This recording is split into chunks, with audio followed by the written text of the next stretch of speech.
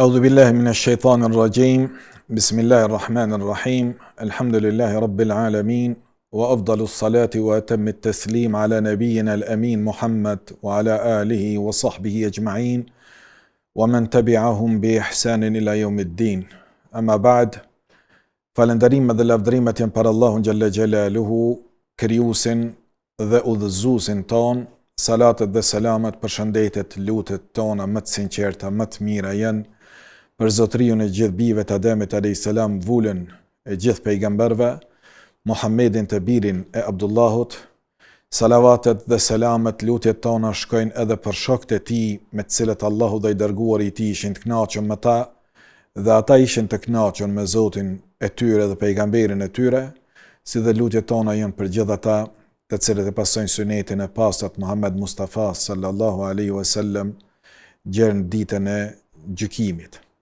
Të nderuar vëllezër dhe motra, sot vazhdojmë me serinë e ligjëratave në të cilët jemi duke folur në lidhje me gabimet e namazlive që i bëjnë gjatë namazeve tyre.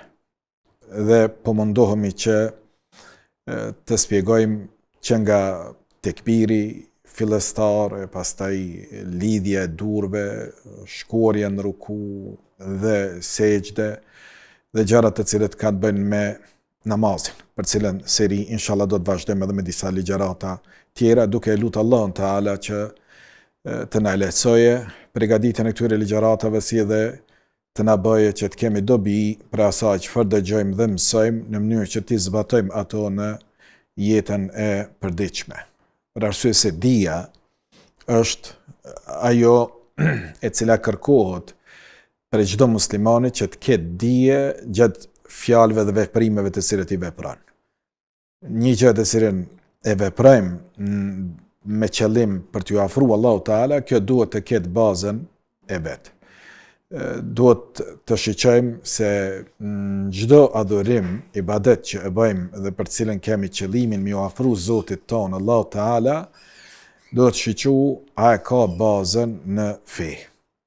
Nëse ka bazë, atëherë e zbatojmë. Nëse nuk ka bazë në fe, e kur tham fe, kjo është kryesisht Kur'ani, libri i Zotit dhe suneti i pastërt i vërtetë i Muhamedit alayhi salatu wassalam. Andaj po mundohemi që me i tregu hadithet e vërteta të cilët kanë të bëjnë me namazin, si dhe hadithet të cilët nuk janë të vërteta, por veprohen nga disa namazlin, qoftë për shkak të mosdijes apo edhe pasimit të verbër mezhebor, që shpesh herë din të na largoje nga pasimi i Muhammedit alayhi salatu wassalam. Çështjen e durve, herën e kaluam e folëm dhe treguam se nga suneti është që kur të kalojmë prej një ruknit në një rukn tjetër, për një shtyllë në një shtyllë tjetër, sikur që është kalimi prej qiyamit, qëndrimit në kam kur të jemi në namaz, dhe shkuarja në ruku kur të përkulemi, atëherë tham se i ngrisim durt dhe e falim namazin ashtu siç na e kanë transmetuar sahabët shokët e pejgamberit alayhis salatu wassalam, që i dërguari Allahu Teala e ka fal namazin në formën e tillë. Nuk është transmetuar asnjë hadith i vërtet që pejgamberi alayhis salatu wassalam nuk i ka ngrit duart gjatë kalimit prej një ruknit në një rukn tjetër, prej një shtylle të namazit në një shtyllë tjetër të namazit, është fjala sidomos për qiyamin dhe rukun. Shkuarjen prej qiyamit në kam kur të jemi në ruku dhe kthimin prej rukus në qiyam ka qenë prej sunetit pejgamberit alayhis salatu wassalam, që i ka ngrit duart, dhe për këtë folëm herën e kaluar. Por sot edhe disa fjalë në kuadër të asaj çfarë jemi duke shpjeguar për çështjen e namazit, duhet të bëj edhe për vendosjen e duarve, se e mësum se duart ngriten kur shkojmë prej një ruknit në rukn tjetër, por ku i vendoste pejgamberi alayhis salatu wassalam duart kur qëndronte në kamp. Ka prej njerëzve tek ne që e dallojnë formën e namazit të burrave nga forma e namazit të grave. Gjë që në sunet pejgamberit alayhis salatu wassalam nuk ka bë si përjashtimi Resulullah sallallahu alaihi wasallam. Përkundrazi ka thënë: "Sallu kama ra'aytumuni usalli", faloni ashtu siç më shihni mua duke u fal, dhe urdhëresa ka qenë për të dy gjinit, edhe për burrat, edhe për gratë. Nuk ka thonë, shiqoni burra, ju kur të lidhni namaz, vendosni gishtat këtu e gratë kështu, ose gratë le të vendosin durt lart, ndërsa ju vendosni durt poshtë kërthizës. Kësi hadithe nuk mundesh me gjetë, që janë hadithe të vërteta nga pejgamberi alayhi salatu wassalam. Prandaj një tradit, kur e quajmë tradit, atëherë kjo tradit duhet të jetë bazuar në traditën profetike në sunetin e pejgamberit alayhi salatu wassalam. Nëse nuk e gjejmë që një veprim tillë ka bërë pejgamberi alayhi salatu wassalam, atëherë e jona është të mos veprojmë në kundërshtim me sunetin e Resulullahit sallallahu alaihi wasallam. Mirë, të mundohemi që të pasojmë fjalë për fjalë, veprim për veprim, sunetet e Resulullahit sallallahu alaihi wasallam. Thot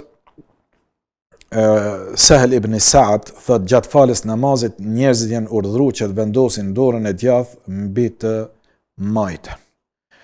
Dërsa një hadith tjetër thonin që e citova është në Sahihun e Buhariut dhe Imam Ahmedi ka përmend në Musnedin e tij dhe Imam Maliku në Muwatta. Dërsa pejgamberi alayhi salatu wassalam thot: ne, paria e pejgamberve, jemi urdhëruar të vënojmë ngrënien e syfyrit dhe të shpejtojmë ngrënien e iftarit. Prej sunetit është që të mundohemi me e vënu syfyrin deri në kohën e saj të fundit. Nuk preferohet që, edhe nuk ka prej sunetit, por nëse e bën agjërimi është i plot, nuk është i dëmtuar, të mos keq kuptohemi, nëse hën njëri syfyr dhe bie të flejë në gjumë, e pastaj në ngritet mbasi ka hyrë koha e namazit sabahut, agjërimi i tij është i vlefshëm. Por nga suneti është vonimi i syfyrit deri në kohën e vet të fundit, që me tregu disiplinën. Nga ky moment deri në momenti kur më lejohet me ngrënë, unë i nënshtrohem disiplinës që na e ka kërkuar Allahu Teala dhe na ka mësuar pejgamberi alayhi salatu wassalam. Prandaj tha pejgamberi alayhi salatu wassalam, nga sunneti i pejgamberëve është që ta vonojmë ngrënien e syfyrit dhe të shpejtojmë ngrënien e iftarit. Iftari nuk është mirë të vënohet. Dhe të themi, hala si jam unë, ose hajt peloj kur të shkoj në shtëpi, edhe nëse jenë rrugë, edhe nëse jenë makinë, momentin që hyn koha e iftarit, sigur që e lajmëron për shembull ezani i akşamit, në atë moment automatikisht, edhe nëse nuk e dëgjon ezanin, jemi në një vend që nuk dëgjohet ezani, por e sheh se koha është dhe ka hyrë, atëherë është mirë edhe në automjetin tënd, edhe në vendin e punës, kudo që t'jesh, me e prish me një hurmë, apo me ujë, apo me diçka tjetër, agjërimin tënd, e pastene ngrënien e bukës, a don me bë me familje apo në restorane të ndryshme, ajo është përzgjedhja e jotja. Por shpejtimi është nga suneti. E pastaj tha jemi urdhëruar, Resulullah sallallahu alaihi wasallam po thotë që gjatë namazit të vendosim duart e djatha mbi ato të majta. Dorën e djathtë, brendësia e shuplakës së dorës së djathtë, thot pejgamberi alayhis salam, jemi urdhëruar me vendos mbi jashtësinë e dorës së majtë, dhe në hadithe tjera thot Resulullah sallallahu alaihi wasallam e vendos në gjoks.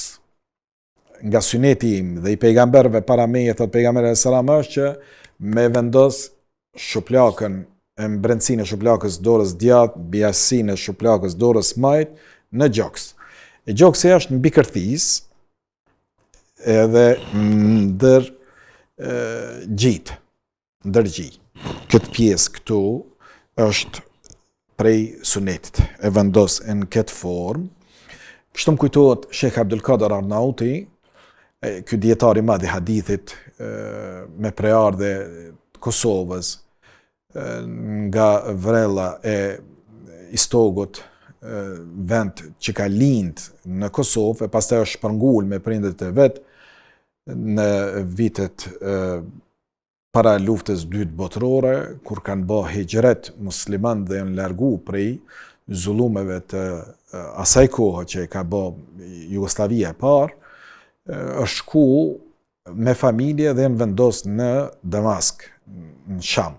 Dhe atje Allahu i ka dhënë ymër, jetë dhe dije dhe ka qenë prej dietarëve të mëdhenj të haditheve të pejgamberit alayhis salam bashkë me Shuaib Arnautin, Shkodran dhe kolosin e madh të dijes sunetit të pejgamberit alayhis salatu wassalam, Sheikh Albani, që po ashtu ka qenë Shkodran, i cili në moshën 9 vjeçare ka migruar nga Shkodra jonë e dashur në tokën e Shamit, gjithsesi në Damask. Sheikh Abdul Qadri, si sot më kujtohet, në xhamit pejgamberit alayhis salatu wassalam, në një takim që u taku me sheikhun dhe ishim një grup i studentëve dhe e takuam sheikhun aty dhe në pyetjen se bashku vendosën durt në Gjoks, si sot më kujtohet, kur na tregon këtë pjesën me zgjinjve edhe pjesës e epër me mbi kërthis, ku thot në këtë formë është prej sunetit që të vendosën. Mirë po, bën edhe në këtë formë, për shembull nëse jemi shumë të shtrëngum që prej sunetit është shtrëngimi i safave, mos me lanë zbrastir me safave, por me i shtrëngu dhe mos me lanë do thot zbrastir, por të jenë supet dhe këmbët tona të ngjitura me njëra tjetër. E ndonjëherë kjo formë mundet që të pengojë ata të cilët na kanë shtrënguar shumë, atëherë mundet që njeriu edhe në këtë formë me kap me gishta rreth kështu para krahun dhe në këtë formë me fal namazin. Që të dyjat janë nga suneti i pejgamberit alayhi salatu wassalam. Dërsa lëshimi i durve dhe mos lidhja e durve, për arsye se herë unë po dëgjoj që është më e keqe edhe hoxhallar, po dëgjoj që thot bon mu fal, edhe mi vendos durt në kërthis, edhe mbi kërthis, edhe në gjoks, edhe mos mu lidh, heq të gjitha bën, që nuk është ashtu. Ne duhet me pasu sunetin e pejgamberit alayhis salatu wassalam. Nuk kemi asnjë hadith që Resulullah sallallahu alaihi wasallam nuk është lidh në namaz. Këtë bëjnë shiat, këtë e bën edhe një pjesë e malikive që falen me dur poshtë dhe nuk i lidhin duart e tyne në namaz. Andaj nga sunneti është që të lidhen duart kur qëndrojmë në qiyam. Dërsa në momentin kur zgjidhemi dhe shkojmë në ruku, atëhere marrim tekbirin, shkojmë në ruku, kthehemi, edhe në këtë çështje ka divergjenca mendime të dietarëve, a duhen të lidhen durt apo nuk duhen të lidhen, masi jemi kthy dhe kem thënë Semi Allahu limen hamida, a duhet edhe një herë të lidhi durt apo vazhdoj të i maj poshtë. Ka prej dietarëve të cilët kanë thënë i lidhim durt. Pse? Kanë thënë për shkak se ne kur kemi qenë në qiyam, në këmbë, ne i kemi lidh durt në namaz. Dhe kur kem shku në ruku i kem zgjidh durt, të cilët i kem pas të lidhura dhe të vendosura në gjoks.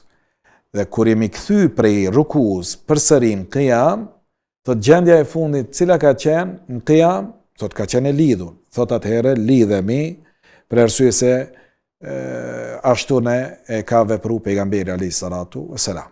Mirë po, Hanefit, po edhe Sheikh Albani, mesin e tyne, mbron mendimin e cila për mu është më afër argumentimit me argumentin e hadithit pejgamberit alayhis salatu wassalam, ajo është që kur të kthehemi nga rukuja në qiyam, nuk lidhim duart tona. Se nuk kemi argument që edhe një herë ai është lidh pejgamberi alayhis salam. Çfarë thot Sheikh Albani rahimahullah?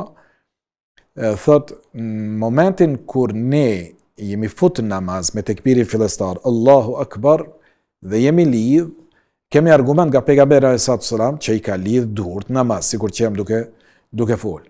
Dërsa në momentin që ka shku në ruku, i ka zgjidh Allahu Akbar, o shku në ruku. Semi Allahu liman hamida, është ngrit nga rukuja në qiyam. Thot dhe nuk i lidh duart. Pse nuk i lidh duart? Thot për arsye se unë kam pas argumentin kur kam qenë lart i lidhur dhe jam lidh. Po pastaj kur i kam zgjidh duart, kam pas argumentin, mur tekbir, i ngriti duart dhe shkoj në ruku pejgamberi alayhis salam. Thot kur është kthy prej rukus pejgamberi alayhis salam, thot nuk kam argument edhe një herë që i ka lidh duart. Argumenti im i fundit është që i ka zgjidh duart kur ka shku në ruku. Prandaj, nëse don edhe një herë me mi lidh duart, thot Sheikh Albani rahimahullah, le të sjellë argumentin të qartë se pejgamberi alayhis salam i ka lidh duart. Prandaj, unë për veti, në këtë çështje jam me mendimin e Sheikh Albanit dhe të hanefive që nuk lidhen duart kur të kthehemi prej rukus në qiyam. Por nëse shohim dikush që sa është mesele i ijtihadit, dhe kjo është shumë e rëndësishme, nderuar vëllezër. Mesele ku nuk kemi argument të qartë, të drejtë për drejtë, nga Kurani ose Suneti, pejgamberit alayhis salam. Mirë po, dietarët sjellin ijtihad apo përpiqen me na e tregu se cila është forma më e mirë duke nxjerr rregulla prej argumenteve paraprake, atëherë asnjë në pal, asnjë në spal nuk i thot ke bë bidat ose nuk je duke vepru mirë. Por ne e pasojmë një mendim e cila na duket më afër të së vërtetës. Dhe këtë çështje unë jam që kur të kthehemi nga rukuja në qiyam nuk i lidhim duart për arsye se nuk kemi argument që duhet lidh. Por ata të cilët i lidhin nuk u themi asgjë, se në çdo dy rastet namazi nuk dëmtohet. Por jemi vetëm duke fol për sevapin, a marr në këtë formë apo në atë formë sevapin, shpërblimin e pasimit të sunetit të pejgamberit alayhi salatu wassalam. Andaj nga suneti është do të thotë që ti lidhim duart në namaz e jo të i lejmë duart dhe të mos i lidhim ato në format që shi ka lidh pejgamberi alayhi salatu wassalam. Kur të lidhemi në namaz e lexojmë Fatihan, elhamin. Ka thënë pejgamberi alayhi salatu wassalam, nuk ka namaz nëse nuk është lexu elhami. Prandaj është do të thotë e patjetërsueshme në bazë të hadithit dhe bazë të atyre që e kanë bë vajib patjetër që elhamin surën Fatiha në çdo rekat të namazit me e lexu. Por e lexojmë vetëm një herë, e jo me e përsërit. Përsëritja e elhamit me bë 2 herë, për shembull me thënë valla po m'pëlqen, hajtë edhe një herë e lexoj, ose imami e pa zonin e mirë, edhe hajtë për ndroj melodin, me thonë imami, ja u lexova me këtë melodi, tash për lexoj edhe një herë me këtë melodi, kjo nuk është nga suneti.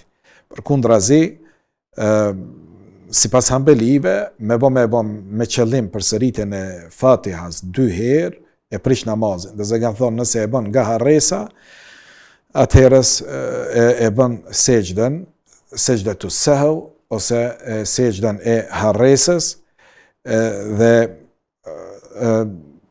këtë mendim e mbajnë edhe Hanefit dhe Shafiit. Mirë po dallimi mes Hanbelive, Hanefive dhe Shafiive në këtë çështje është se Hanbelit kanë thonë nëse me qëllim e përsërit elhamin i prishet namazin, ndërsa Shafiit dhe Hanefit kanë thonë nuk e prish namazin, po duhet bë sejdatu sahw. Po sidoqoftë është rast i rrallë dhe nëse e bën dikush, dëshirojmë që t'ja përkujtojmë se është në kundërshtim të plot me sunetin e pejgamberit alayhi salatu wassalam dhe nuk bën që të përsëritet më shumë se një herë leximi i surës Fatiha. Do thotë vetëm një herë lexohet në një rekat e nuk përsëritet më shumë se një herë. Mbajtja e shiqimit në namaz, po ashtu është çështje që e ka diskutuar pejgamberi alayhi salatu wassalam.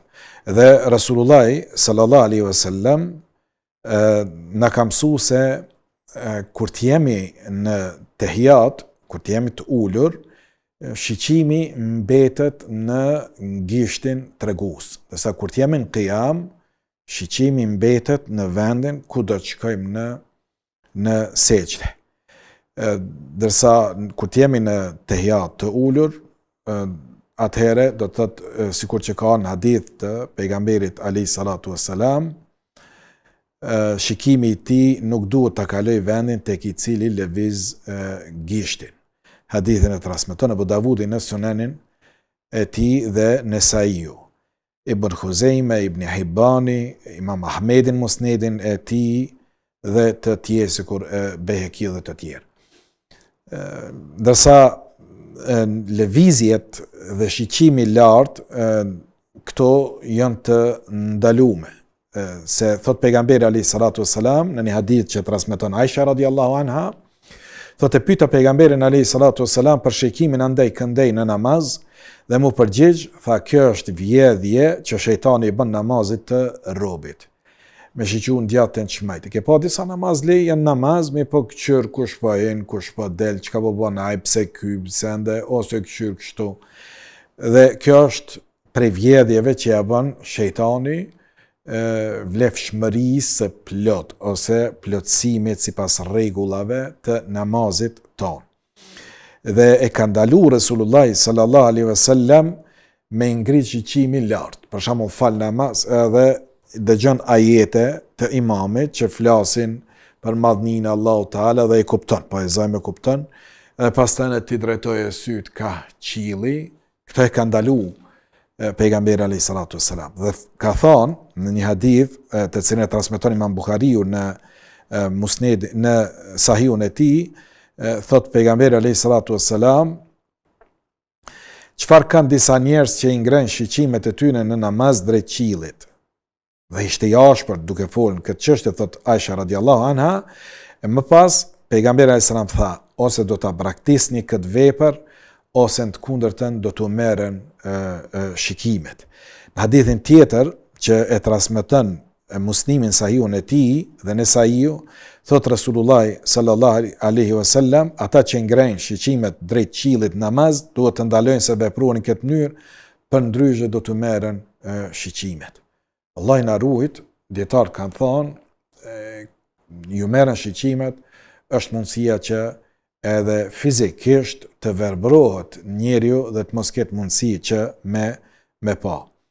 Hadithi tjetër po ashtu që e transmeton Imam Muslimi në Sahihun e tij dhe Abu Davudi në Sunenin e tij dhe Ibn Majah, thot pejgamberi sa duhet të japin fund shikimit drejt qiellit disa njerëz namaz, në të kundërtën nuk do të kthehen më ato shikime. Këto janë rregulla. Nuk bën shiqimi më drejtu në djatë çmajt, e sidomos drejt qiellit. Mirë po, dietarët për çështjen e shiqimit djatë dhe në çmajt kanë treguar se kjo është vjedhje nga shejtani, por kanë thonë nuk e dëmton namazin. Namazi është i plot. Edhe për atë që shiqon nalt, edhe ata të cilët shiqojnë pak në djatë çmajt, për shembull hyn dikush edhe don me pa kush hyni se ka në shiqimin e vet, këto e dëmtojnë namazin që të jetë i plot, por nuk e prishin namazin, ka thënë dietar, derisa nuk kthehet, nuk e kthen trupin dhe nuk ja kthen shpinën do thotë kibles. Kjo do thotë duhet që ta zbatojmë, se për fat keq shoh njerëz të cilët e bëjnë një gjë të tillë, Disa kam vret të cilët kthehen tërësisht mbrapa me shiqu se kush hyri, pse u qel dera, nëse bëhet një kthim i këtill, ky edhe e prish namazin, sipas mendimit këtyre dietarëve, të cilët kanë thonë, nëse e kthehet kundërtën e kiblës, atëherës e ka prish namazin. Po ashtu, mbyllja e syve në namaz nuk është prej sunetit. Për shembull, do më fal namaz edhe i ka mbyll syt, nuk nga suneti. Sikur që e ka përmend edhe Ibn Qayyim el-Jauzi, kur thot, mbyllja e syve në namaz nuk i përket udhëzimit të profetit Muhamedit alayhi salatu wassalam.